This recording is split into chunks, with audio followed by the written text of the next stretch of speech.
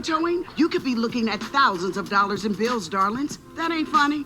If your vehicle's out of warranty, it's not a matter of if, it's when your car will break down. Car is operating quote-unquote properly, which actually means your car is making terrible noises, going boom, boom, boom, boom. Your check engine light, your brake light, your oil change light is on your dashboard. You're constantly calling mechanic shops trying to figure out what's wrong. Drivers are keeping their vehicles longer. They're finding those car repair costs keep going up and up and up. Maintenance servicing is up nearly 9% since last year. Worse, vehicle repairs are up 19.5%, 6 times the rate of inflation. Mark Duber owns an auto repair shop. He says his costs are up sharply, with the price of some parts doubling since the pandemic. Plus, he has to pay more to get certified mechanics. Hard to find technicians. And then with a shortage, of course, you got to pay guys more. Drivers are also trying to avoid new car prices. So there is more pain on the repair and maintenance side, but not nearly as much as there is on the purchase. Take your car in for repairs lately. You're not alone, and you likely had to dole out more money than usual. Yeah, Courtney Friedman took a trip to a local auto repair shop to see for herself what shortages are happening industry-wide and how the auto workers' strike is also affecting all that. Car repairs are not a luxury, they're a necessity. Which is why spiking auto repair prices are hitting customers hard. The cost of doing business and the cost of parts and the cost of labor, it's all increasing in today's market. Miracle Body and Paint CEO Manuel Rubio says the supply chain issues and inflation have forced a spike in the price of parts, up an average of 15%. Right here, this part. This car right here. Couldn't get this part, then this car can't be fixed. It can't be repaired. It won't be able to be completed. That's right. And how much more expensive is this part right now? This part has probably gone up 20% in the past 3 years. Wow. Yeah. And it's going to go up again because of the strike that's going on. They're going to reach an agreement somewhere between 20 and 40%, and that's going to have to get passed on to the consumer. The auto union strikes have lasted 2 weeks so far. If we don't resolve this by the end of October, we are going to have some serious issues concerning parts. But the more sophisticated political operators have managed to reverse engineer a perfect scapegoat for the whole situation: woke cars. I think the workers are right. They need higher wages. And importantly, we need to stop the premature push to electric vehicles that's putting a lot of Ohio auto workers out of a job. I guarantee you that one of the things that's driving that strike is that Bidenomics and their green energy electric vehicle agenda is good for Beijing and bad for Detroit. They want to destroy the auto workers in this country. They want to have cars made all electric. They're all going to be made within 3 years. They're all going to be made in China. The electric vehicles are the problem, not the corporations or the bosses or the record profits, not translating to record contracts or the two-tier system put in when Detroit was flat on its back and the American people rescued them. No, it's the woke environmental agenda. It's the electric cars, which of course we need for the future to mitigate the biggest civilizational threat. I'm out, man. Hey you guys, welcome back to another video. Today I am going to be repairing my Toyota Corolla. Recently I went into the Toyota service department. Our certified technicians have years of experience servicing all makes and models. Whether you're due for an oil change, brake servicing, or just need your check engine light diagnosed, you can rely on our staff to get the job done. After I went into the Toyota service department just for an oil change, I noticed that there were a lot of problems with my car as assessed by the service advisor.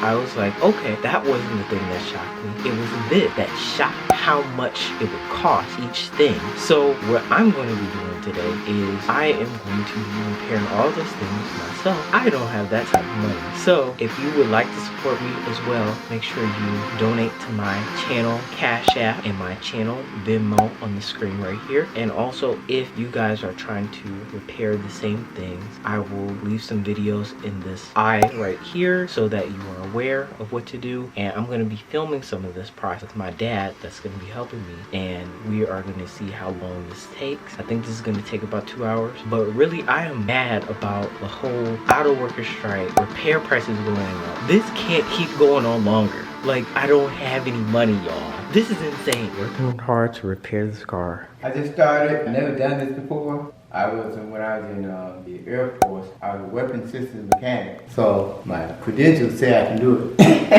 And I am a technician, so I'm an electronic technician. I have mechanical skills. But, this is my first time ever attempting to do this. But I believe I can do it. It's not that hard to me. I see I have one problem right here, and it may be right here. I'm not sure, but we'll see what happens. I labeled all the areas that I think I might have difficulty with these. So I know where to place the electronic devices or plugs.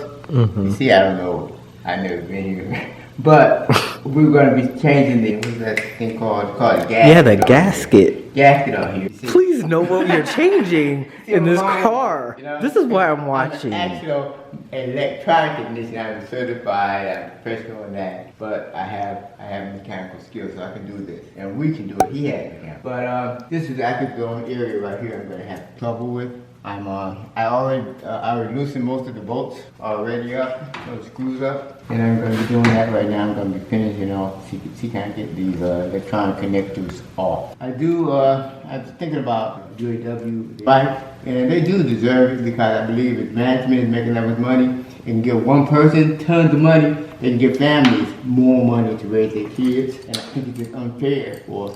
Yeah, because when all the unions and all the car companies and everything got in trouble because they did not meet their expectations during the pandemic, which no one met, they were bailed out by us. And now the people are saying, okay, we'll cut back.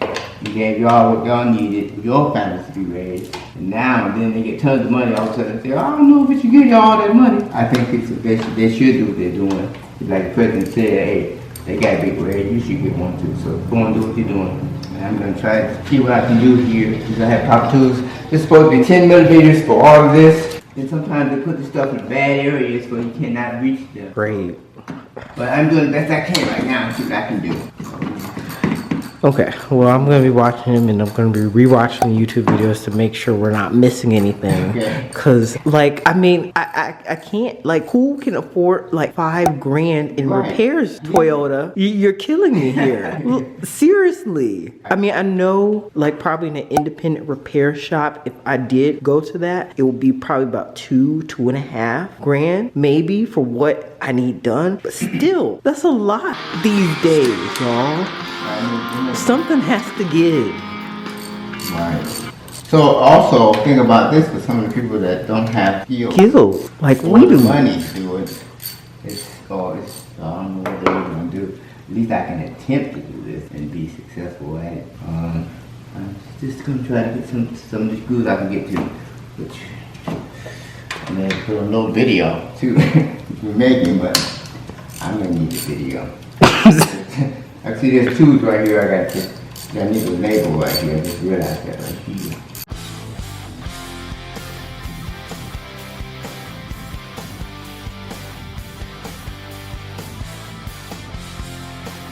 Yes, we took our time. We didn't break anything. We could have, but we was able to get all the screws out there. I think it's necessary, especially this one right here. So if you ever do this, make sure you remove that. So then we'll be moving the top of this. And now I can start cleaning this? Yes, we gotta start cleaning it. So we'll see, I can get this cover off and see what we can do. Okay? Okay. Be careful. Let me see this. That might be what it is. You see right here? We gotta pull this out. With that? Yeah, it looks like something. Right here, yeah, that's what it is. Okay, right here. Pull this straight out of here. Let me get my screwdriver. Yeah, get the screwdriver.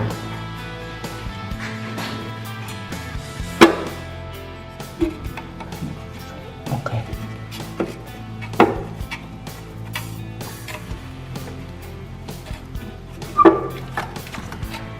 These things always look like they're easy, but they're not. Why are they so hard? Because they don't want you to do it, you know? So, what we're going to do, right here, we're just going to try to tap this a little bit. Tighten this up a little bit. They don't want you to be the genius that you are.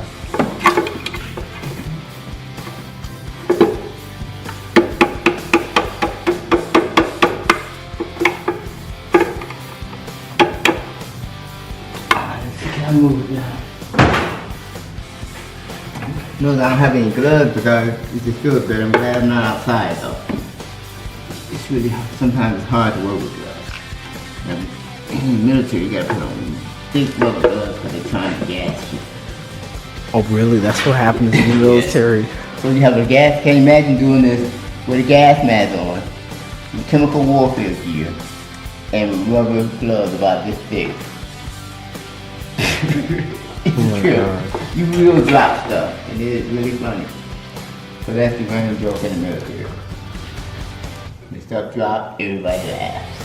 Because you Okay. find it. Be careful. Don't get anything in those gasket holes. Right. Nothing. Okay, so what we're gonna have to do, I'm gonna have to take this. Last one. Okay.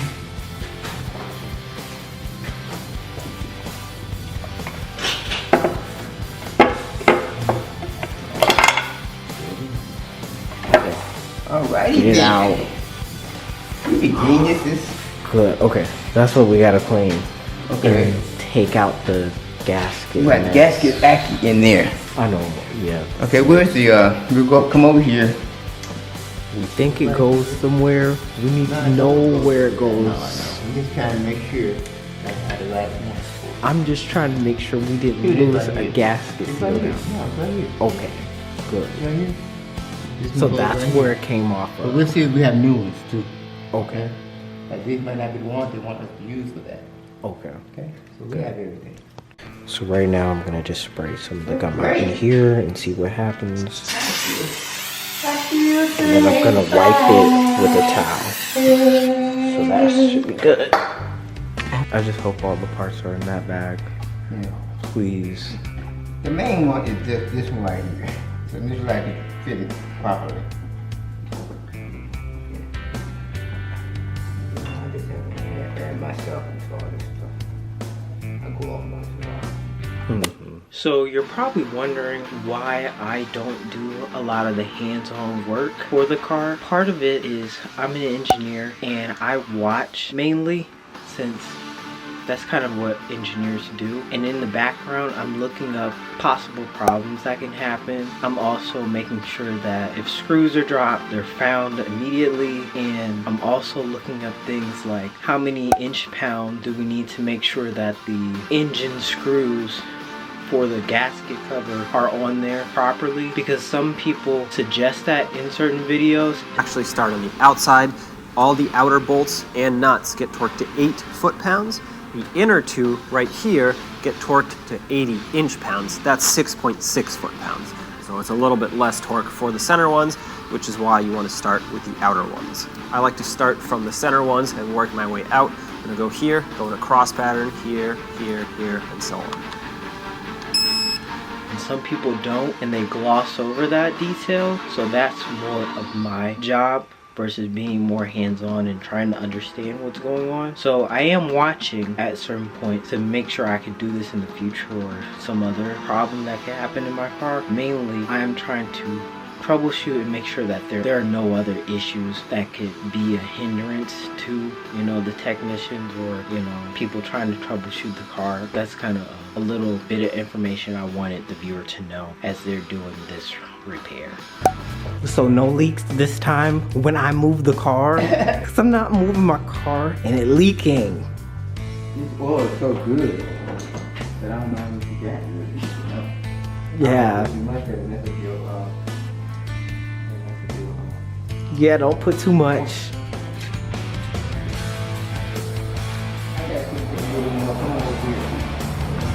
Come on the dot. I'm talking about we got it right there though. Yeah, right? it's right there. And full then is all the way to the next dot. Still working on my car repairs. I'm going to be talking a little bit more technical. If you want to skip this part, by all means you can. And I wanted to let you know why doing this repair is like important in the engineering aspects. In terms of mechanics of materials, which is a class in, you know, in engineering. What is engineering mechanics? You may have noticed this word mechanics seems to show up a lot in many of the courses you have to take, from early courses on statics and dynamics to later courses on fluid mechanics and fracture mechanics. What is meant by this term mechanics? Let's start with what it is not. Don't confuse the word mechanics in engineering with the profession of a mechanic. Although in engineering you will learn the wonders of WD-40 and duct tape for fixing things, this is not the core of what mechanics means in an engineering sense. For engineers, mechanics describes the behavior of bodies in terms of a state of rest or motion when subjected to forces. There are three key words in this definition: bodies, motion, and forces. What do we mean by these terms? The term bodies refers to any physical object, such as an aircraft or a rocket, but could really be anything, even a potato. In lots of mechanics textbooks, you will see generalized bodies drawn as potato-shaped blobs like this. We will often use such a representation of a body when introducing new concepts, and you will often hear me refer to it as an engineering potato. Motion is a more obvious term. It refers to how a body moves, including both translation and rotation, as well as speed and acceleration. This leaves us with forces. Forces can be defined as interactions that will change the motion of a body if they are unopposed. How can we think about that in practical terms? If we want to move an object, we can either push it or pull it. So we can think of forces as a necessary push or pull to cause motion. So the reason why all gaskets... Its main purpose is to typically seal and prevent leaks. However, gaskets are also capable of reducing vibration and noise. A gasket creates a pressure-tight seam between multiple stationary components, relying on a compression seal to prevent unwanted gas or liquid emissions. These seals are often intended to be resistant to pressure, temperature fluctuations, and in some cases, electrical or electromagnetic forces. Seals on a Toyota Corolla, like 2010, 2009 model, need to be replaced when the timing cover has a small leak is because of the concept of stress concentration we learn in engineering. When a material is subjected to a load, the stress is not evenly distributed through the material. Instead, the stress is concentrated at certain points, such as corners, edges, and holes. The stress concentration is a point in the design where the stress rises much more quickly than in the surrounding area. So take this part. This corner will cause a stress concentration to form. A little bit of pressure makes the stress increase dramatically, causing it to crack. Stress concentrations happen around abrupt changes in geometry, especially sharp corners. In the case of a timing cover leak, the leak is caused by a small crack or hole in the gasket. This crack or hole creates a stress concentration. When the engine is running, the pressure of the oil and coolant creates a force that is concentrated at the crack or hole. This concentrated force causes the crack to, grow larger over time, leading to a larger leak. Granted, in my case, it was still small and we caught it early. The problem with replacing the timing cover gasket is that other gaskets in the engine are also subjected to stress concentration. So that's why I had my dad replace the other parts of the gasket. I don't know if I showed you guys that in the video because he was like, maybe we should just leave them on. And I'm like, well, I think we should replace these because, it's a 10-year-old car or a 13-year-old car. And we're already replacing the gasket seal around the car. So it's going to be needed to be replaced. And after looking more in depth at that part, it did, we saw some cracks in the other gasket seals. So that needed to be replaced. It's generally, recommended to replace all of the gaskets in the engine when the timing gasket cover is replaced. That gaskets are used to seal joints between different components in the car. The gasket material must be able to withstand stresses of temperature that it's exposed to. If the gasket is not made with suitable material, it could deform and fail, leading to a leak. Bolt tightening is also important, ensuring that the gasket is properly sealed. If bolts are not tightened to the correct torque specification, the gasket could leak. Again, the answer to this question is maybe. If you have a torque to yield fastener, that is a fastener that has a specification that has torque plus angle. You have to replace that fastener because when you apply angle to a fastener, you are stretching that bolt and permanently deforming that bolt, so it has to be replaced.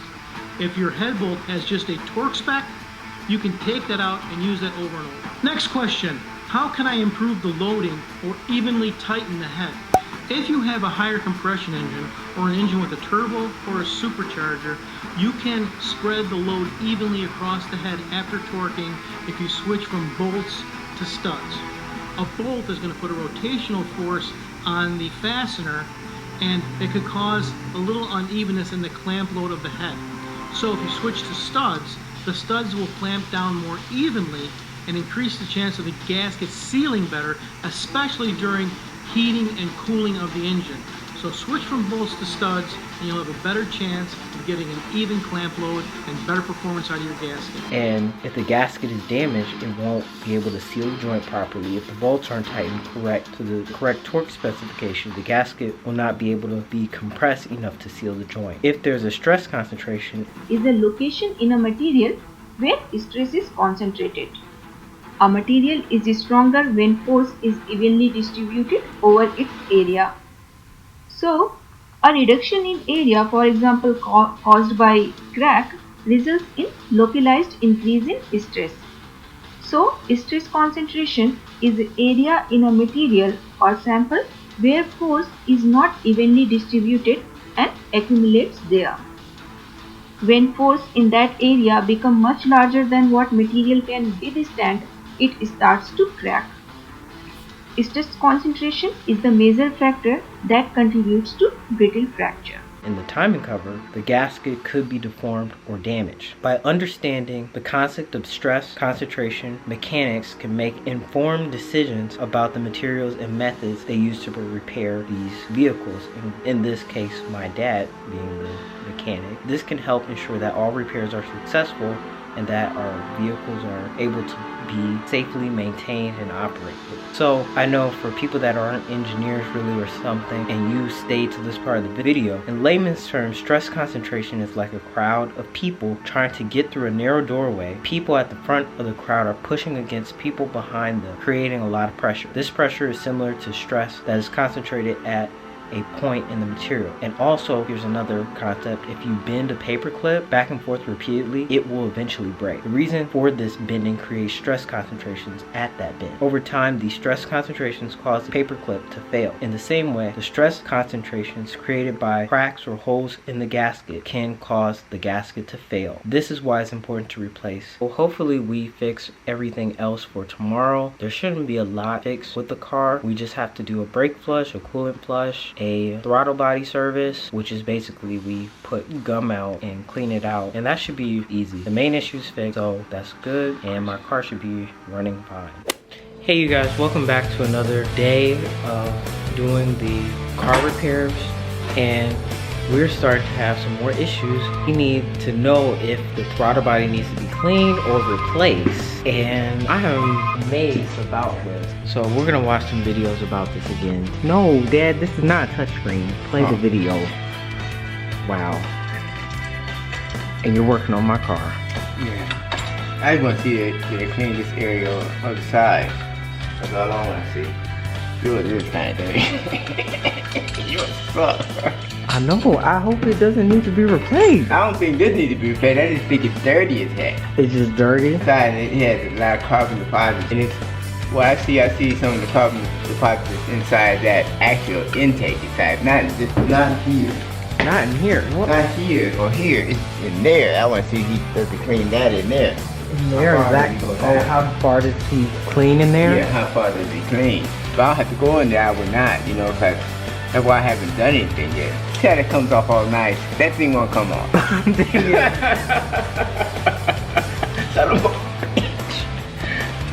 All this stuff come off, but it's a new car. I mean, it is a newer car. Yeah. So the throttle body is cleaned a little bit on one side and the other side. But what we're determining is that before the next car appointment that I'll have, probably 6 months from now, we're gonna replace it before that oil change. But we have determined that, hey, it's not getting cleaned all the way and it's not kind of opening all the way as well. So that part probably needs to be replaced. And the part's not that bad. It's like about $89. It might be dirty, but it's flush. Yeah, don't be poking it how he said in that video. I'm not gonna push it. I'm pushing it right. That makes it work. I don't.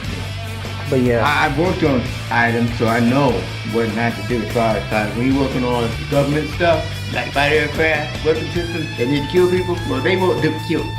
Okay. If the fighter aircraft, when I was working on weapon systems, well, we could die because people are coming over the heat and you want to kill them on this, okay? So So we gotta make sure all the parts work on the aircraft or the car. The throttle body and everything, that's done for now. We're doing the transmission fluid. Transmission fluid already, now we're doing the belt fluid. Okay. I say it's supposed to be 3.3 quarts. Yeah. It's gonna be 3. Okay, that's fair. We'll get it close we can. We'll see, yeah. And the last thing after this is the coolant still. I know I'm probably repeating myself. Yeah, but we're not gonna do that today. Okay. I mean, really. I know. I don't have no coolant on anyway. It's like they wanted to move. I'm like, oh, I don't want to put stuff on the floor. Plus, what I did, I already got the plastic up, but the oil was still on there. You know, I'd be very sorry. Yeah. Put the transmission fluid in there, we're gonna check the levels. So what do you think, son? It's alright? Yeah, that looks good. Yeah. Hey you guys, welcome back to another day of car repairs. We are almost done. We're just draining out the coolant today. This is like the 3rd day we've been working on this car. I know all the things we do save money. We have the drain pan down there. We are just making sure that it's gonna drain in the right spot so that we don't make a mess in the garage again like last time with the oil. We needed the vice grips instead of the pliers to drain the coolant. It's not too easy to do. Move it over here, move back here. Back here. Is that good? The opening's not turning? Cap isn't turning. Okay, we have it draining in the right spot. I know, you're probably wondering what we're doing now. We are trying to vacuum out the remaining coolant. So that's what you hear in the background. So I'm gonna show it to you in the next clip. So that was it for the coolant, I guess, when we vacuumed everything out. Now we're just waiting for everything to go down. No, you gotta go ahead and start the car. Oh, I have to start the car now? And just turn it on for a split second and you'll tell me when to stop? Okay. Okay, that was it. I had to really pay attention, so that's why I wasn't like doing anything or showing anything. At this point on the camera, I'll kind of insert the clip of what I was making sure happened when I was doing the coolant. Or an enclosed area, even if the garage door is open. The funnel should be filled with plenty of coolant now, and with the engine started, I'll make sure the AC is turned off, turn the temperature all the way to hot, set the blower speeds to 1, make sure it's blowing from the dashboard vents, and recirculate should be turned off. I'll also put a window down to keep the interior from getting too hot. A lot more air bubbles should be coming out now, and I'll let it run for about 20 minutes until the coolant warms up and reaches 83 degrees Celsius, which is when the thermostat valve will open. It's important to keep the funnel topped up and check the temperature gauge often to make sure it doesn't overheat. In case the engine overheats, make sure to turn it off immediately and allow it to cool down. While the engine warms up, the dashboard vents should start blowing warm air. If the air is not warm, that means there is a large air pocket trapped in the system, so the car should be turned off and allowed to cool down.